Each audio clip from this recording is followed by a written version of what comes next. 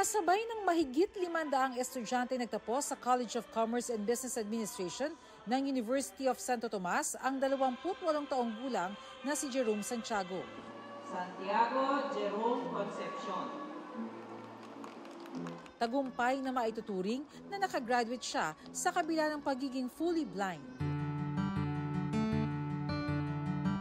Mahigit 1 taong gulang pa lang noon si Jerome nang madiagnose na may congenital glaucoma. Dumaan siya sa ilang operasyon pero tuluyan pa ring nawala ang kanyang paningin sa edad na siya. Naging hamon sa kanya makipagsabayan sa ibang estudyante. Halimbawa ang ilang subject na kailangan niyang makita ang mga graph pero wala nang naaaninag si Jerome.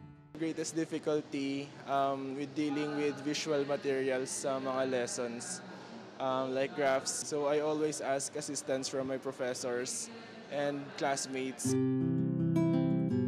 Sa tulong ng Braille o touch-based alphabet sa mga visually impaired at makabagong teknolohiya tulad ng mga software na may kakayahang basahin ng mga text, nakapag-aral si Jerome. Ang nakakatuwa ay talagang masikap.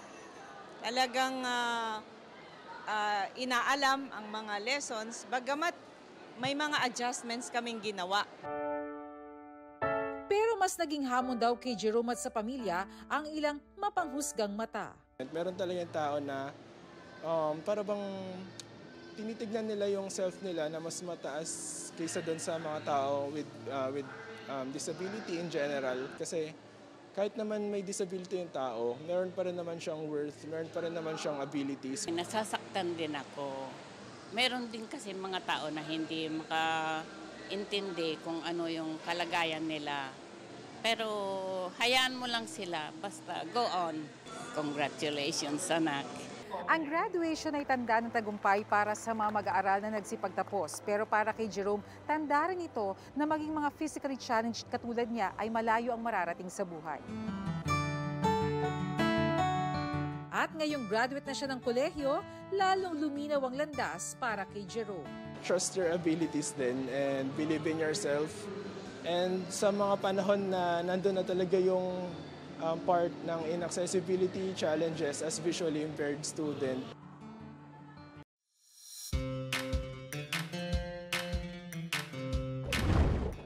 Adventure awaits sa Laguna. Sagana ang probinsya sa mga lugar kung saan pwedeng mag-chillax at magtampisaw.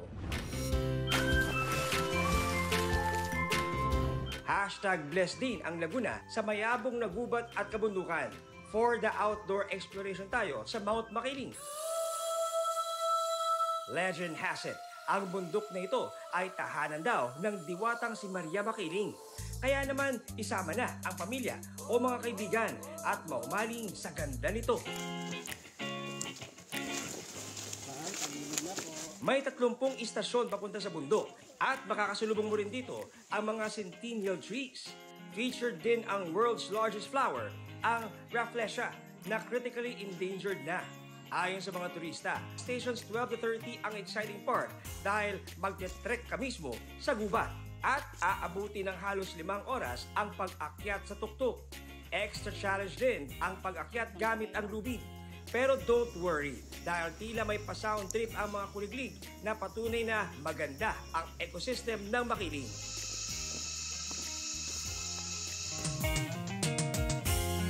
Pagdating sa tuktok, magandang view ng Laguna de Bay, Batangas at Laguna ang sasalubong sa iyo.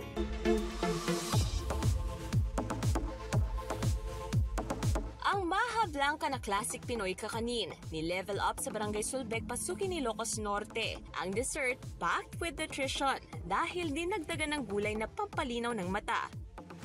Kalabasa. Gawayan ng Barangay Nutrition Scholar na si Reshalyn. Sa mga bata, ayaw nilang kumain ng gulay. Pero pag naihahalo sa mga iba't ibang mga kakanin o kaya mga ulam, pwede rin ihalo doon.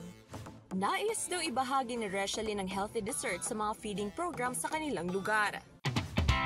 Sa lungsod naman ng Lawag, may mabentang pang-beat the heat, classic halo-halo.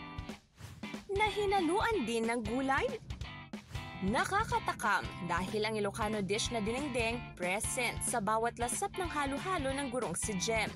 Mayroon itong malunggay, kalabasa at taro. Marami po tayong nakukuha ng vitamins at nutrients like iron, vitamin A at saka carbohydrate. Na-e-enjoy raw yan ng mga estudyante, kaya ang kanyang healthy halo-halo pinipilahan.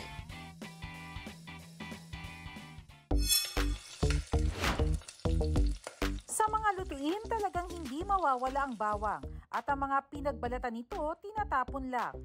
Pero may bright idea ang UP Cebu Fine Arts student na si Clint para ang garlic peel mabigyan ng bagong appeal. So my thesis, I was tasked to explore on materials that can potentially be developed into products. Maraming garlic peels at the Carbon Market of Cebu City. Garlic peel is rich in fiber.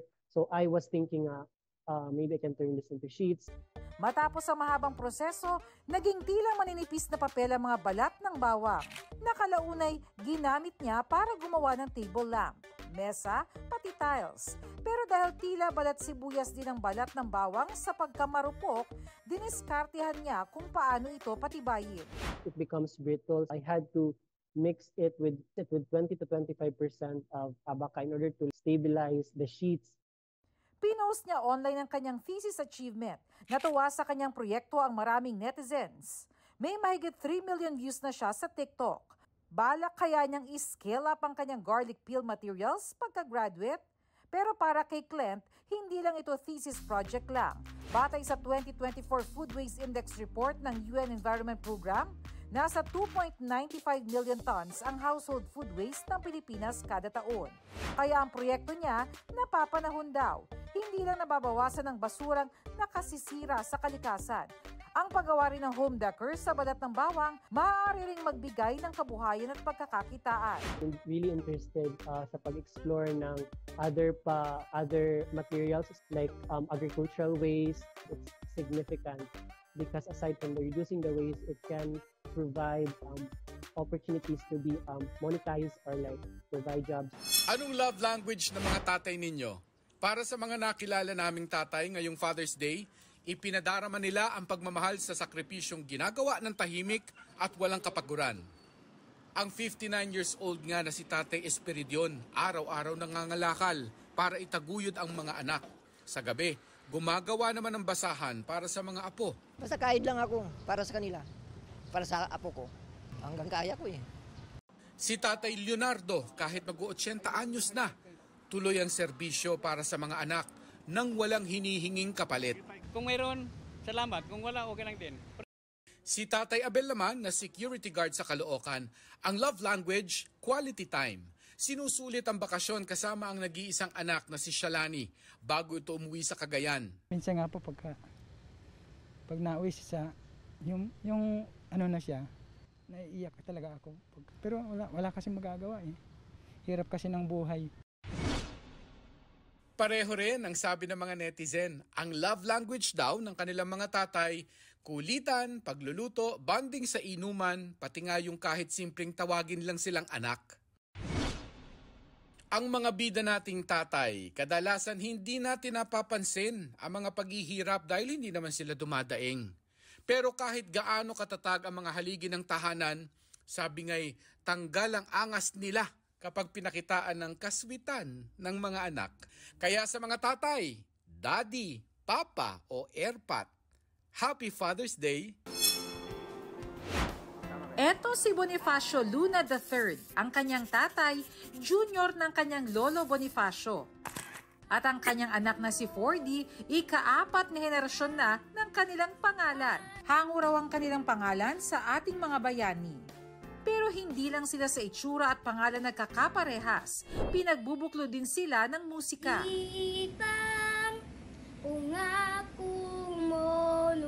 Pare-parehas kami marunong, mahilig sa music. Lalo na yung father ko na lahat ng genre ng music alam niya. Si Joneto Humores Sr. naman, nakahabol pa raw na magkaroon ng junior. Tatlo na sunod na babae, pang-apat yun, nagkaroon ako ng lalaki. Ang magamang Cesar at Lemel naman, hindi man magkapangalan, parehas naman ang piniling karera bilang engineer. Proud ako naman na na-impluwensyahan ko siya dun sa sa ganong direksyon. Pareho rin sila ng interes sa pagmumotor. We're mimicking our parents eh. Pa thank you dun sa impluwensya mo as an engineer kasi I'm happy what I'm working right now. Ito yung gusto ko. Daddy, Papa, Tatay, ano man ang tawag sa ating mga ama, marapat na bigyan sila ng pagpapahalaga para sa kanilang hirap at sakripisyo sa pamilya.